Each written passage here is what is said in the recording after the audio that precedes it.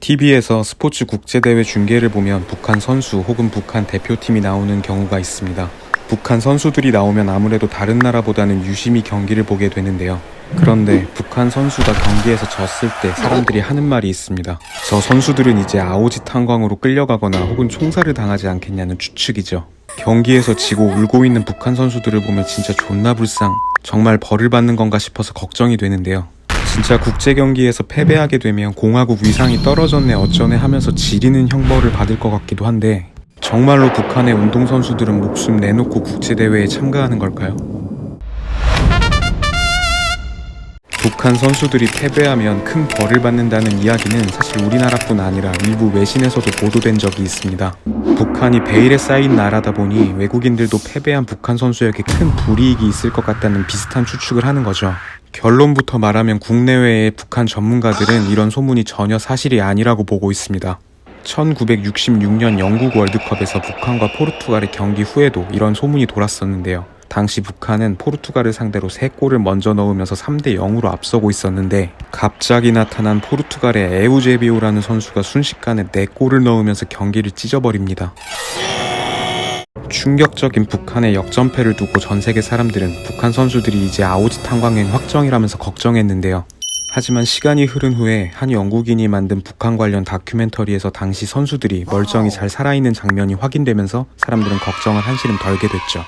그런데 북한과 포르투갈은 무슨 악연인지 2010년 남아공 월드컵에서도 만났고, 이때도 북한은 포르투갈에게 7대 0으로 개처발렸습니다. 이때 날강두도 한 골 넣었... 아무튼 이때도 선수단 전원이 총살당한다는 루머가 돌았습니다. 심지어 한 탈북단체 관계자가 나서서 북한 대표팀 감독이었던 김정훈 감독이 노동당에서 쫓겨나고 북한 축구협회 고위 관계자가 노동교화형에 처해졌다는 주장을 했습니다. 그래서 사람들은 다시 한번 북한 대표팀 선수들의 안위를 걱정했는데요. 그런데 나중에 외신의 한 기자가 김정훈 감독에게 실제로 패배한 뒤에 북한으로 돌아가는 처벌이 있냐고 물었다가 김정훈 감독이 그런 일은 없다면서 다소 황당해했다는 후일담이 알려지기도 했죠. 아무튼 경기를 졌다는 이유로 특별한 징벌성 조치를 받는 일은 없다는 것이 현재 다수 북한 전문가들의 공통된 의견입니다. 다만 성적이 좋지 못한 경우 체육계의 고위 간부가 사상교육 정도는 받는다고 전해지는데요. 사실 북한에서 사상교육은 귀에서 피가 날 정도로 들어야 하는 처분입니다. 북한의 스포츠 선수에 대한 또 하나의 궁금증, 해외로 진출한 북한 선수의 연봉은 정말 북한 정권이 홀랑 가져가는 걸까요? 인민 날두라고 불리는 한광성 선수가 이탈리아 유벤투스 소속일 당시 받았던 주급은 대략 2천만 원, 연봉으로는 10억 원 정도로 추정되는데요. 이탈리아 의회가 이 돈이 북한 당국으로 흘러가는지 조사를 막 시작하려고 하는 시점에 한광성 선수의 에이전트가 다급하게 연봉이 선수 본인 명의의 계좌로 정상적으로 입금되고 있다고 주장했습니다. 그러나 선수 통장으로 돈이 들어간다고 해서 북한 정권이 이 돈을 못 가져가지는 않겠죠. 이 돈이 북한 정권으로 간다면 당연히 UN 안보리의 대북 제재 위반이 되는데요. 안타깝게도 북한으로 흘러가는 돈의 흐름은 명확히 파악하기가 굉장히 어렵기 때문에 아직 오피셜한 사실은 밝혀진 바가 없습니다. 다만 유럽 내의 북한이나 금융 전문가들은 이 돈이 선수 개인이 모두 가질 확률은 희박하고 분명히 북한 당국으로 흘러 들어간다고 보는 의견이 지배적입니다. 여담으로 북한 선수가 국제대회에서 우승을 하면 포상이 정말 지리는데요. 1999년 세비야에서 열린 세계 육상 선수권 대회 여자 마라톤에서 우승한 정성옥 선수는 경기 후 인터뷰에서 오로지 장군님을 기쁘게 하기 위해 달렸다고 말한 뒤에 바로 공화국 영웅 칭호를 받습니다.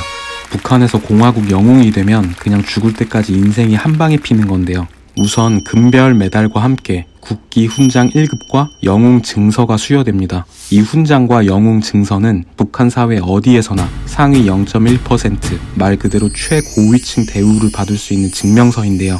이뿐 아니라 정성옥은 부상으로만 평양의 고급 아파트와 승용차까지 받으면서 자본주의 사회의 로또와는 비교도 안 되는 인생 역전을 거머쥐었습니다. 또 올림픽에서 금메달을 따면 인민체육인 칭호를 얻는데요. 인민체육인은 내각의 차관급 대우와 함께 역시 평양의 아파트와 고급 승용차를 받고요. 아시안게임에서 금메달을 따면 공훈체육인 칭호를 받는데 이들은 내각의 국장급 대우를 받습니다. 그 아래로는 체육 명수라는 칭호도 있는데 국가대표급 선수는 거의 다 이 체육 명수 칭호가 주어지고 이들에게는 별다른 혜택이 없다고 합니다.